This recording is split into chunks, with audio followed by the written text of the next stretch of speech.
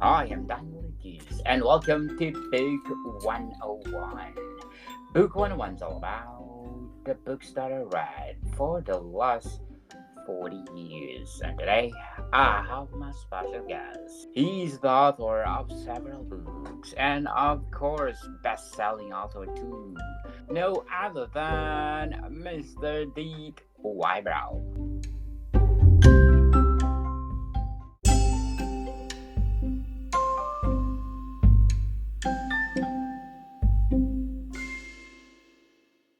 Hello, sir. Thank you. Are you in British Columbia? Yes, I am in British Columbia, You would enjoy Canada. this. You enjoy the second book because a big portion of it actually takes place in BC. So Oh, you'd probably get a kick out of that. yes, definitely. So, Mr. Wybrow, can you please introduce yourself?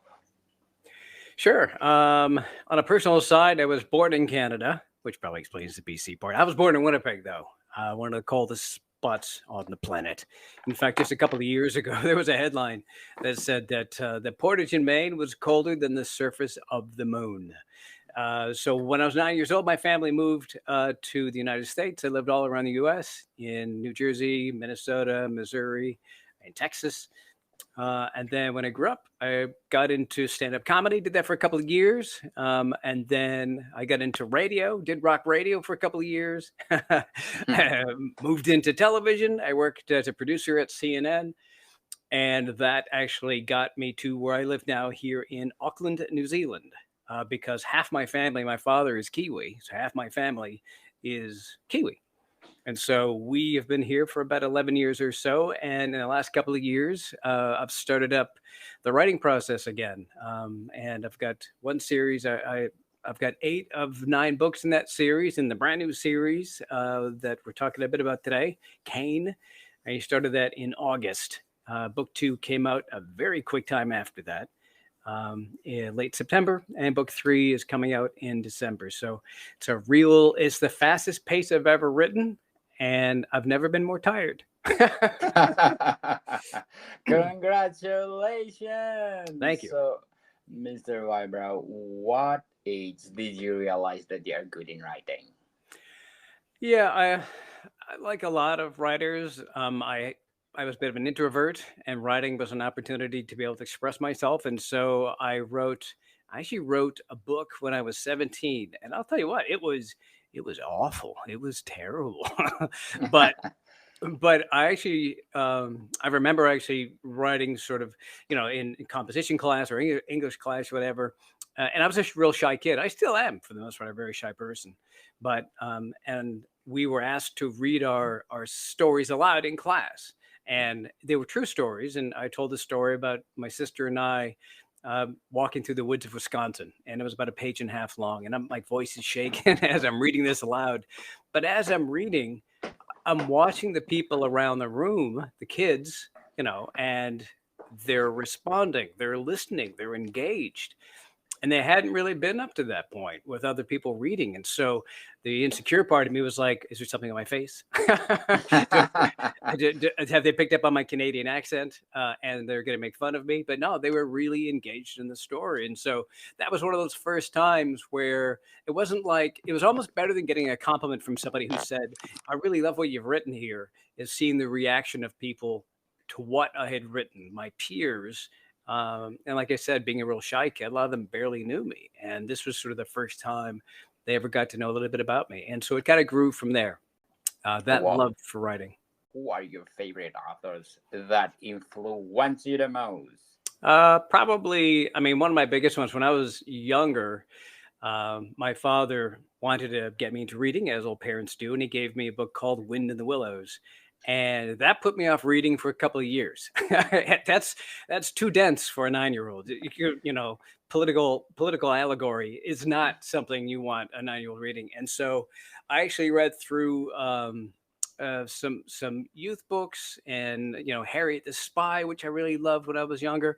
But it wasn't until I stumbled across Douglas Adams, which is something you probably hear from a lot of authors, with Hitchhiker's Guide to the Galaxy, and reading that, and the realization of like, wait, we can do anything, anything as long as it's germane to the story. I can do anything.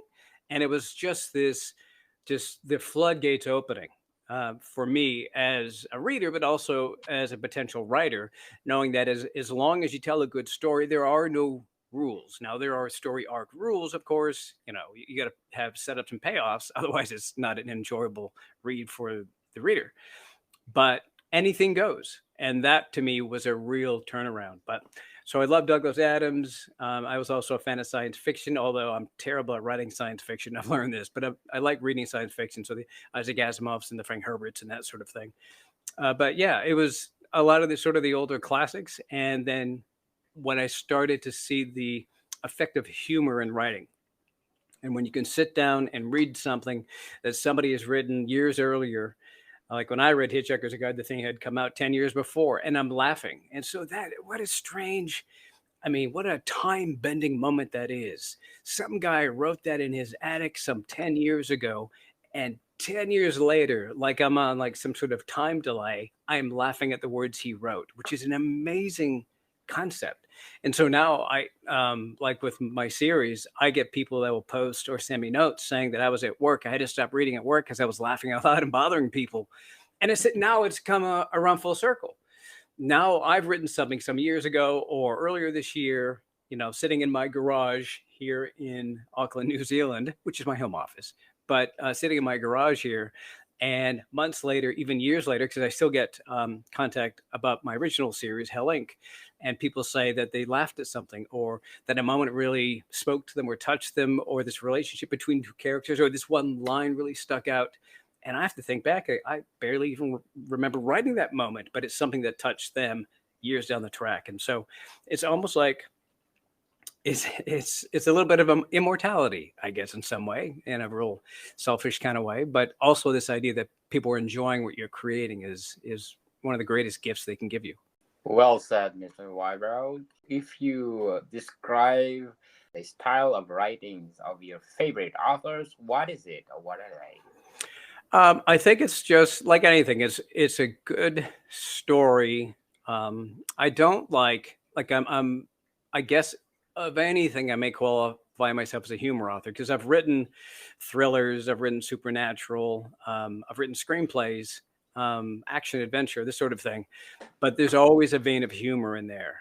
And so I guess the authors that I really enjoy are those that are humorous, but not humorous. It's not humor trading for the story, or it's not humor trading for the character. And that's something I learned a lot actually being in radio. But the joke isn't worth damaging the character of the story. No matter how good that joke is, that could be the funniest joke anybody's ever written. If it doesn't fit into the story, if it doesn't sound like that should be coming out of the character's mouth, it doesn't go in. I'll put it somewhere else. So humor with respect for the story and the character, I guess, is the best way to describe what I love to read and hopefully what I write. Did you get that attributes to your writing? I believe I've been able to insert some of those in. As I mentioned, being a Canadian, a 9-year-old chubby Canadian coming over to the United States, and Canadians are naturally funny. I mean, we just are. It's just in our nature. Part of it, I guess, is, it's so cold 10 months of the year, we need to be shaking a little bit to warm ourselves up. So we decided that we make each other laugh, and that shaking warms us up. Maybe that's what it is. I don't know. But it's Definitely. funny how many Canadians are very funny, just hands down. And so I actually remember sort of a moment when that triggered in me. And I was in New Jersey. It was the 5th grade, probably. So chubby little Canadian kid. And I say Canadian because our accent is slightly different than the Americans. And they pick up on that because we pronounce our words properly. We say I'll never forget how I got teased so much. I just turned around. There was the overhead speaker at school. Somebody, the principal had said something. And I said, "Oh, what did they just say on the intercom?" They're like, "Oh, intercom. It's like, "Oh, how do you say it?" It's like, "It's intercom." I was like, "Oh, I see. So say it like you're drunk." Okay, that makes sense. So here I am, chubby little kid sitting there eating his lunch with my little Canadian accent. And so I was nervous around other people. And I used to have kids that would come by, and we would call them bullies today, but they weren't physical bullies. It was just something that they'd come by and say, "What do you got for lunch today?" And I would be quiet, and then they would dig in there and they'd kind of find something that would be tasty and they would take it. And for a chubby little kid in the fifth grade, that, not really knowing many of the kids around us, I had a snack pack pudding. I had me a pudding, and they would take that. And so that that was my joy during the day. And so one day these three come on by, sit down, what you got for lunch today? And I just snapped. And what this was put in defense mode, is what this was. And I just sat there and I just lost it. I was like, well, I've got booger sandwiches and I've got, this is full of roaches and this, and I just started making jokes basically.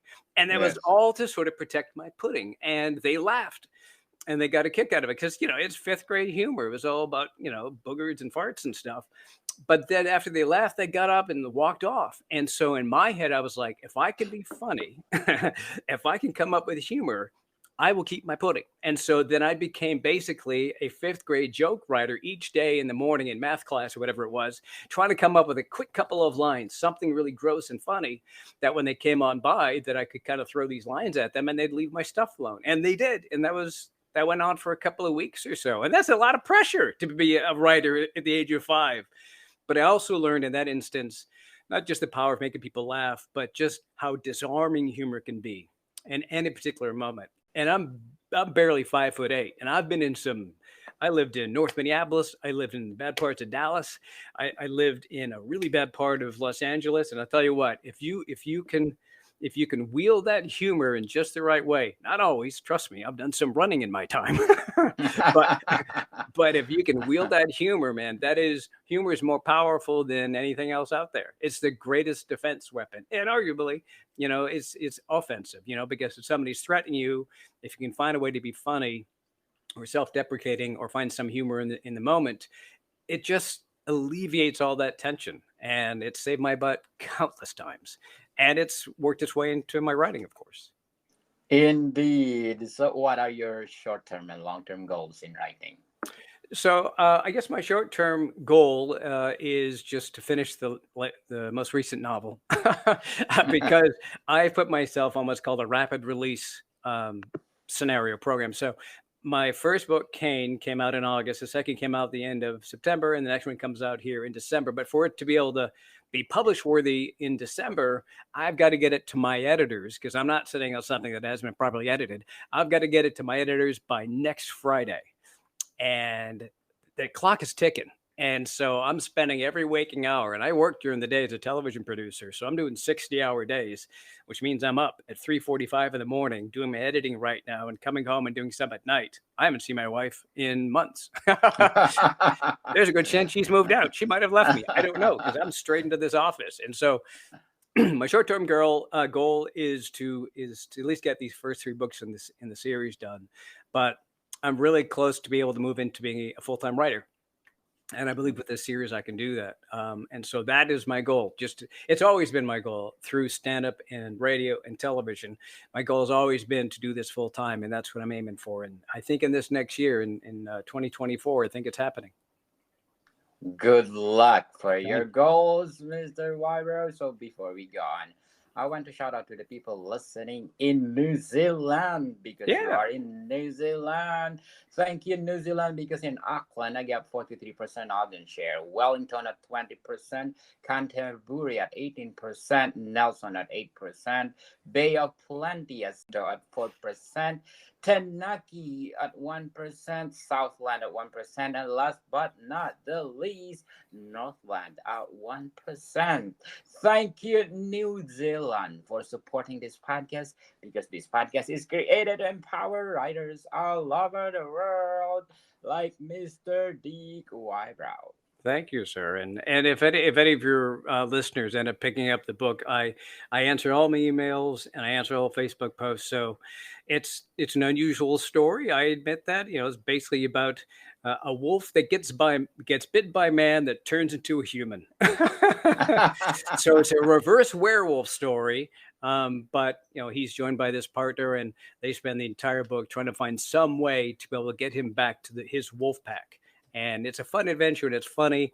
And if you do pick it up and read it, I would love to hear from you. I'd love to hear from some of your listeners what they think of the story. That would be great. So, Mr. Wybrow, Kane, a humorous supernatural thriller. How did you craft it? Yeah, this was with this story, the first sort of inkling when it kind of came into my head. I was writing actually a book about the news industry. It was still humorous and it was still a thriller, but there's an old adage that says uh, dog bites man, that is not a story, but man bites dog, that's a story, meaning that something unusual has to happen, something unusual. But so anyway, so I'm writing this other book, and that phrase kept rolling along in my head. This man bites dog is a story. Man bites dog, and so I was like, what if it was a story? What if I could create a story about that? And so I started thinking about this idea of what if it was a wolf instead of a dog? And so if a man bites a wolf and that wolf turns into a human and then basically a werewolf. So like I said, it's a bit of a reverse of the werewolf story. And so it just kind of generated from that. And I was like, I like that idea. I don't think I've ever heard that before, because it's always the other way around. In werewolf stories, a werewolf bites a human, he turns into a werewolf, or she turns into a werewolf. In this instance, it's a wolf bitten by a man who's infected with this virus, and then the wolf turns into a human and grows up in British Columbia, actually in the Kitimat area, with a French human father, for lack of a better expression, and a woman from Winnipeg as a human mother. And so he grows within a year from about a teenage boy into a 25-year-old man, 6'7" French Canadian. and so and so he sets off into the world. Something happens. So he sets off, and his goal is to find a way to discover what happened to him. And part of the fun of this book, or at least what I find fun, is I've never been a monster book guy. I just never have gravitated to that. I read Mary Shelley, very impressed by that. Frankenstein, one of the greatest books written. It was beautifully written, but I've never really been somebody chased after monster books. But I didn't like the idea of, so the only time we see the fun part of him turning into this werewolf, or wolf were in this case, because it's a reverse werewolf, only time we ever see him turn into that werewolf is when the full moon comes out. It's like, well, why just the full moon? What about if it's a 3/4 moon, or if it's a half moon, or if it's a sliver of a moon? What if he was a lesser werewolf in those instances? And so I came up with this idea where if it was just a sliver of a moon, he'd be the most lesser of a werewolf you can be, or a wolf that you could be, and that is a little dog. So depending on the moon phase, he turns into, like, if it's a sliver of a moon, he's like a lap dog. If it's a quarter moon, he's a pug dog. If it's a 3/4 moon, he turns into a Rottweiler, and then full moon, he turns into this basically a werewolf. And so that was sort of, once I got that piece, I was like, I really think I've got something here. And so the story progresses basically where one of the things he cannot do as a wolf, he's learned the human language, and he's learning people. He's learning how people interact. But the one thing he can't really work out, because he doesn't have the motor skills, is driving. And so he meets this through happenstance. There's a moment really early in the book where he meets this young woman named Imelda, and she's a part-time criminal, and her boyfriend has just gone to prison for a job they did, and she's kind of always been the getaway driver. So she ends up getting hired on by him to be his driver, because he doesn't know how to drive. He can't quite work it out. And then as the story progresses, then more and more she becomes invested in helping Kane return to his wolf form. And so they've got to find the secret behind this virus, and then all these dark government organizations and that sort of thing. So that's basically the idea of the story in a nutshell. But really, it's not. It's humorous all the way through. It's not written as a humor book. It's mainly about two people that don't quite fit in the world coming together, and by these two people that don't quite fit together sort of joining forces, they kind of work it out. And so it's kind of a found family sort of story. So I hope so far people seem to really enjoy it. And just a short time ago, Podium Audio has approached me, and they want to turn that into audiobooks. And so those 3 audiobooks should be coming out here very shortly. So if you're an audiobook listener like me, keep an eye out for those. Congratulations, Mr. Wybrow. So what inspired you to write Kane? I think it was just, like I mentioned, in part it was that adage from the news world, but it was also just throwing myself into a world that I know very little about. Like I said, I didn't write a whole lot or rather, I didn't read a whole lot in the way of supernatural monster books. I've never even been very attracted to them. And I tell you, I almost embarrassed to admit it, I've never read a werewolf book in my entire life. It's not like I wanted to write a werewolf book. This wasn't my plan.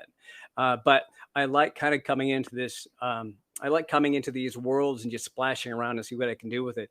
And the advantage that I have with Kane, because what's I find fun in the stories in all three books so far is it's all told in the third person from Imelda's point of view, but every couple of chapters or so, we see the world through Kane's eyes, and it drops into first person present. And so we get to see how he views us as humans, how he views things that we do every single day. And apparently that's where a lot of the humor comes from, the way he's interpreting what we're doing. So having those sort of opportunities to be able to look at the world through his eyes, and then be able to, as I mentioned, jump into this world that I knew so very little about, and kind of work out and give these characters the flesh on the bones, as they say, to help me create this story has been extremely rewarding and so much fun for me. Can you describe the research process behind Kane? Yeah, the main research came down to learning a bit about wolves and how wolves are. I didn't want to. I've got friends of mine that write, and they'll spend weeks and months of research. And I think they're addicted to the research. I think they like reading tactical books. So I spent quite a bit of time just researching how wolves behave, and some facts about them, but didn't want to. I didn't want to turn that into something where I was overloading the story with too many wolf facts. Do you know what I mean? But little things like when it comes to a wolf pack, there isn't like a male leading it or a female leading it.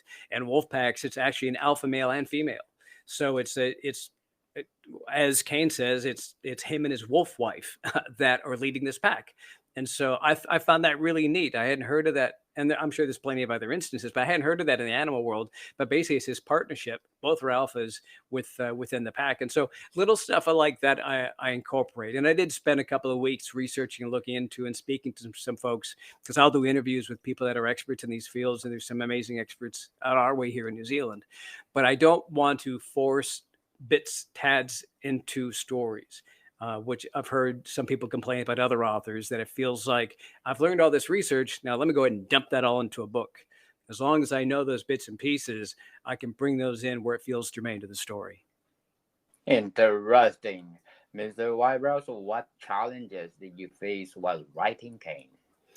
I think some of the challenges come down to these are two people to some extent that aren't me. Like in the first series with Hell Inc., the main character is Rasputin. And Rasputin is an ex-DJ on this adventure.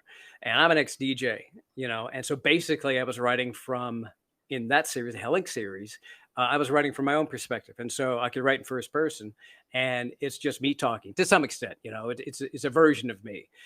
Imelda is a 24-year-old young Latina woman, and Kane is a 25-year-old French Canadian. These are two people who are not me, and I had to find both of them, or at least create a space in my head, both of them, to where they became real.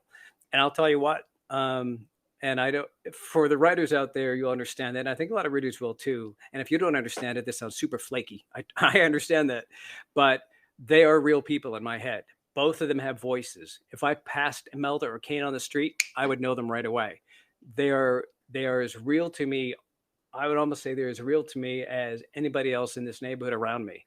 And that sounds nuts, I know, but it's creating those creatures in my subconscious or conscious mind that's allowed me to write from their perspective. Because in a lot of ways, I'm just sort of taking notes on what they're saying to me, on what they're thinking, what's crossing their mind, and how they're interacting.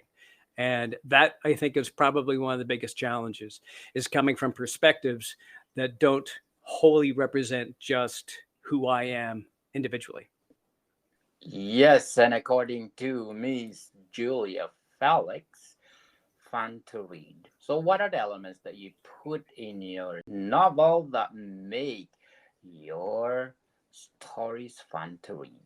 I think one thing I would mention is having a respect for the side characters, the smaller characters that come into the story. Those ancillary characters that pop in, it's, if it's a shopkeeper, if it's a guy that runs a boat show, if it's a woman that runs a country store out in the middle of rural Wisconsin, they're not simply there to just be a reflecting board for the characters. I think you serve your reader and you serve the story by creating more out of them, giving them some attitude or giving them a little bit of a backstory, even if you don't share that backstory with the reader. In fact, so much so, I had a couple of characters I wrote as a bit of a one-off at the start of book two. These two guys that work as border guards between the U.S. and Canada. And it's so funny how this happens. So I created them, and they have this interaction between each other, and they kind of give each other crap. and they're stuck doing this third shift on the border. That later on in the story, it's almost like the two of them became so real in my head that they sort of elbowed their way back into the story, and they reappear later on for a short period of time. They reappear later in the book. So I think, I never want to waste a moment in a book. People's time is so valuable. So when you come across those side characters, I make sure that they're as good as I can make them, that they're as fleshed out and real as Imelda and Kane are. And it seems to me that works for people when they're reading it. Yes, and according to Serena, be action-packed and so funny. Can't wait for the next book. So, Mr. Wybrow, this is a series, a quartet, or a trilogy? So I was planning on a trilogy, but as I said, I am at the mercy of these two characters, and they had other ideas. So it looks like it's going to be, I think at this point, it's going to be 5. I can't imagine doing more than that.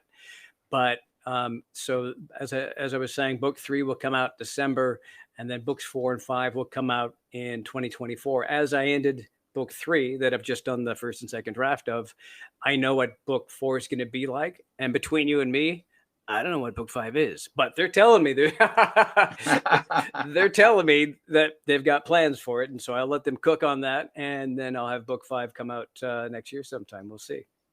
Good luck for that. And before we go on, I'm inviting you to listen to my other podcast, Food 101, our 3rd season with Chef Alessandro, one of the best executive chefs in one of the 5-star restaurant in downtown Toronto. So please do listen to our latest episode. We talk about spice, people spice, one of the ingredients that you need, how to create a delicious food, plus one more. Our books are out, not only 1 but 12 volumes, people.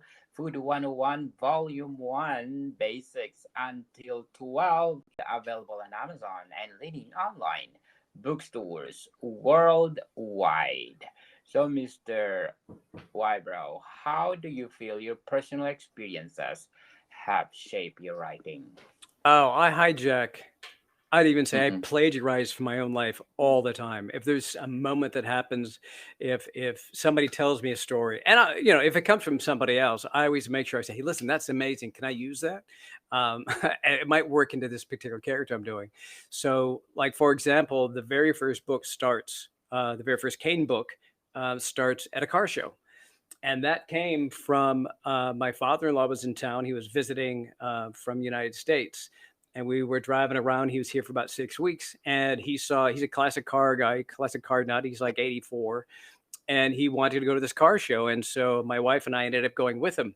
And that actually, I had needed a bit of a grounding of the story because I had Kane floating in my head. What am I going to do? How am I going to do this? And as I'm walking around the car show, then that came to fruition. I had the beginning of my book. It starts at a car show. And sort of once I had that, then all the other pieces of story. Why would he be at a car show? He's looking for a car. Okay, why would he be looking for a car? And then all those pieces start to roll. And for writers, if there are writers listening, and especially if you're new, if you're stuck on something, you can sit there at the chair and stare at the screen forever, but maybe just go out. Do something you weren't planning on doing, or go talk to somebody. And you never know when that might inspire you to kind of create a scenario, because from there, that gave me, like I said, that gave me the seed of the story that I could build from. And had I not gone to that car show, I tell you what, that entire series would be very different. And it was that moment in time that helped inspire me. And so that's one element of kind of taking something from my own life, a moment that isn't even that large, It's just kind of a banal sort of like this Sunday afternoon, but something that ended up crafting into something up and creating an entire series. Do you have any advice for aspiring writers out there? The advice I have, and I've been asked a number of times, is, and it's the same as it always is to some extent, is just keep writing. You know, it's really difficult because it's to put yourself out there and put something on the page is it's easy-ish to do, I guess. You can kind of get lost after a while, but when you hand it to somebody, you're expecting some praise, or when you hand it to somebody, you're expecting some really positive feedback, and that's not always going to come. So if you have that within you to keep on writing, just keep fostering that, and eventually some of the love will come back from other people, but you can't do it for that reason. I feel you've got to do it for yourself. You've got to do it because it's something you're compelled to do. And when it comes to the process itself, because I've had a number of people say, I've always wanted to write a book, but I can't find the time. It's like, well, I work 12 hours a day. I don't have the time either. But even if you literally sat down, if you wanted to finish your book, let's say you've written a third of it, a quarter of it, whatever it might be, or you're just starting and haven't found the time, just every single day, just sit down and write a couple of pages. And if you can't write a couple of pages, write a page. If you can't write a page, write a paragraph. If you can't write a paragraph, write a sentence. If you can't write a sentence, write a word. Just do it every single day. So you create that habit that, you know, you're sitting down, and eventually, even if you wrote one word a day, well, it would take quite a bit longer. But if you wrote just a paragraph a day or a page a day, eventually you're going to get done. You're going to finish. But do it every single day until you get to the end. And then it's time to edit. And actually, editing is quite fun after that because you can mold things into it. Very well said, Mr. Wybrow. So, what's the most rewarding aspect of being an author? When my wife likes what I've written. She's from Texas, so she's a straight shooter. So I think the most rewarding, she goes, I like that, and if she doesn't like something, she'll tell me. She'll say, I don't get that. Doesn't make any sense. Now, it doesn't necessarily mean I'm cutting everything out. It just means that I'm going to make sure that I'm presenting this in such a way. So basically, I guess it's one of the most rewarding things is seeing people get joy out of stuff I've written. That's an amazing feeling. And like I mentioned earlier, this idea of through time, that somebody would come back to me and say, oh, I can't believe Uncle Jerry did this, or I can't believe Anza had this moment happen, or, oh, she was so amazing out there on the island. I wrote that 3 years ago, and yet still somebody, for them, that's their present. That's happening for them right now. This thing in my 3 years ago in my past. And so for something I've written some years ago to mean something, and their head is in that space and it affects them, and so much so that they contact me, that's really rewarding. That's really amazing that you can connect with people that you've never met from other continents and time zones, yet somehow your two minds come together. It's an amazing feeling. If you go back and give advice to yourself when you were first starting out as a writer, what would it be?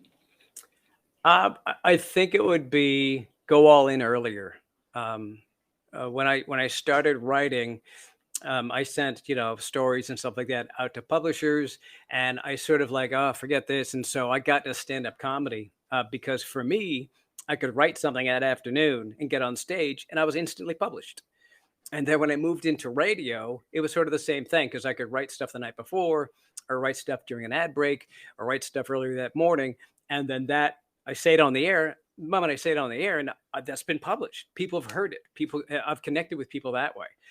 And I guess in some way doing that, I was getting that fix in that way, but I wasn't writing the stories down. I wasn't sitting down and writing short stories or books at that time. And so there was I was still writing screenplays, but that was a bit different because I was in Southern California at the time.